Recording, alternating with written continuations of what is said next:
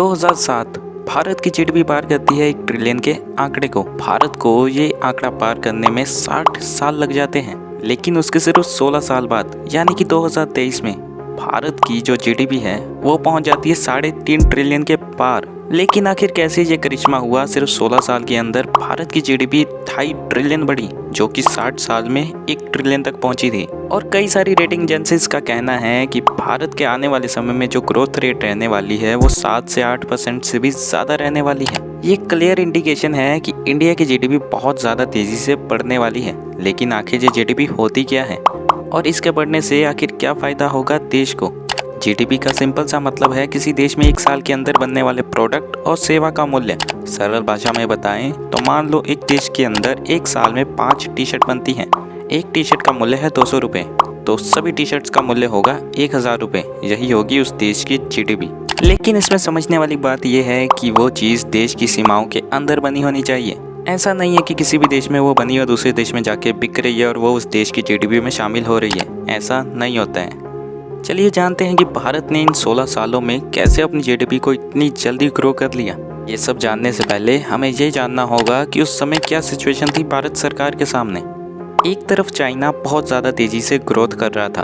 अगर एक बार हम ग्रोथ रेट के मामले में बहुत ज़्यादा पिछड़ जाते चाइना से, तो उसके आसपास भी पहुंचना बहुत ज़्यादा मुश्किल हो जाता। और दूसरी तरफ हो रहा था भारत में ब्रेन ड्रेन। मतलब ये कि लोग पढ़ते तो इंडिया में थे, लेकिन काम करने बहुत सारे लोग विदेश चले जाते थे।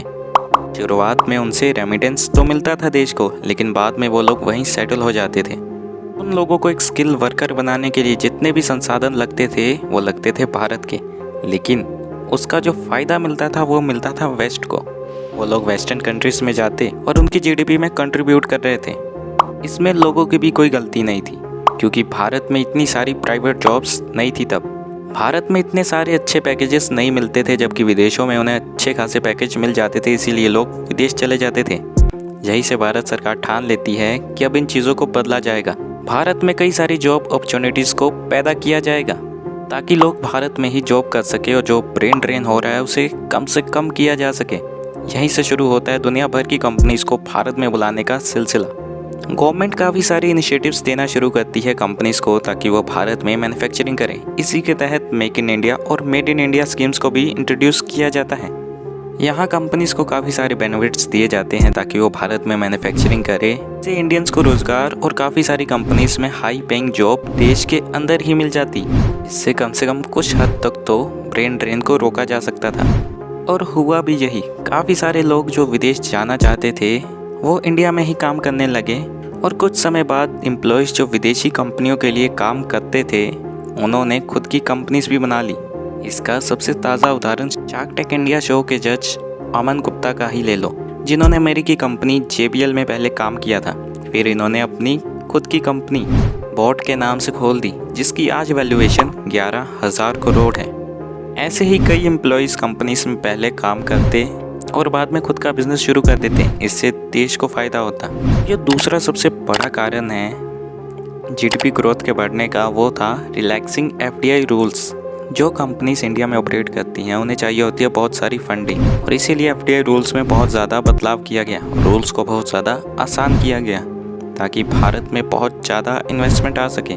लेकिन यही करने से फ़ायदा नहीं होता। इसके लिए हमें बिज़नेस करने को बहुत ज़्यादा आसान बनाना पड़ता। इसीलिए भारत सरकार ने ऐसी कई नीतियाँ बनाई जिससे भारत में बिज़नेस करना बहुत ज़्यादा आसान हो सके, जिससे ईज़ ऑफ डूइंग बिज़नेस में भारत की रैंकिंग पे बहुत ज़्यादा सुधार हुआ। भारत में किसी भी प्रकार का बिज़नेस खोलना बहुत ही ज़्यादा आसान किया गया था ताकि देश में नया बिज़नेस करने के लिए अच्छा माहौल बनाया जा सके। और इसी के तहत कॉर्पोरेट टैक्स को भी 30% से 22% पर लाया गया ताकि जो कंपनीज विदेश में रजिस्टर करके भारत में बिजनेस करती है वो भारत में आ सके। कंपनीज खुद को विदेशों में इसलिए रजिस्टर करती हैं क्योंकि वहाँ पर कॉर्पोरेट टैक्स बहुत कम होता है। कॉर्पोरेट टैक्स को कम करने का फ़ायदा भारत सरकार को डायरेक्ट टैक्स कलेक्शन में दिखा। नेक्स्ट पॉइंट है जिस कारण भारत की ग्रोथ को बूस्ट मिला वो था लेबर लॉ चेंजेस। भारत में बड़े पैमाने पर लेबर लॉ में चेंजेस किए गए ताकि किसी भी कंपनी के लिए बिजनेस करना आसान बनाया जा सके और लेबर्स के राइट्स को भी प्रोटेक्ट किया जा सके। लेकिन सिर्फ विदेशी कंपनीज को बुलाने से ही फ़ायदा नहीं होता। इसके लिए देश के अंदर छोटे छोटे बिजनेसेस को भी बड़ा करना होता है। इसके लिए छोटे छोटे बिजनेसेस को लोन दिया गया ताकि वो स्केल अप कर सकें अपने बिजनेस को। इसके लिए लोन बहुत ही ज़्यादा कम इंटरेस्ट रेट पर दिया गया ताकि जो छोटे व्यापारी अपने बिजनेस को बड़ा करने के बारे में सोच रहे हैं वो जल्दी से कर सकें। और इन्हीं सभी चीज़ों का फ़र्क हमें भारत के शेयर बाज़ार पर भी दिखा।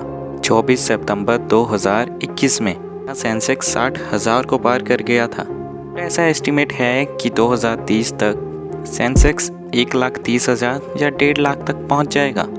और भारत के फॉरेक्स रिजर्व भी बहुत ज़्यादा बढ़े, जो क्लियर इंडिकेशन था कि भारत में विदेशी मुद्रा आ रही है। इंडिया का फॉरेक्स रिजर्व जो कि 2013 में 270 बिलियन था, वो 2021 में अपने ऑल टाइम हाई पर 600 बिलियन को पार कर गया। नो डाउट हमने इन सालों में बहुत अच्छी ग्रोथ की है, लेकिन हमारे सामने एक और चुनौती है इस ग्रोथ को मेंटेन करने की। भारत के सामने ऐसी बहुत सी चुनौतियां हैं जिन्हें पार पाना अभी बाकी है, और एक दिन हम जीडीपी के मामले में चाइना को भी पीछे छोड़ देंगे। लेकिन इसके लिए हमें बहुत सारी चीज़ों को बदलना है।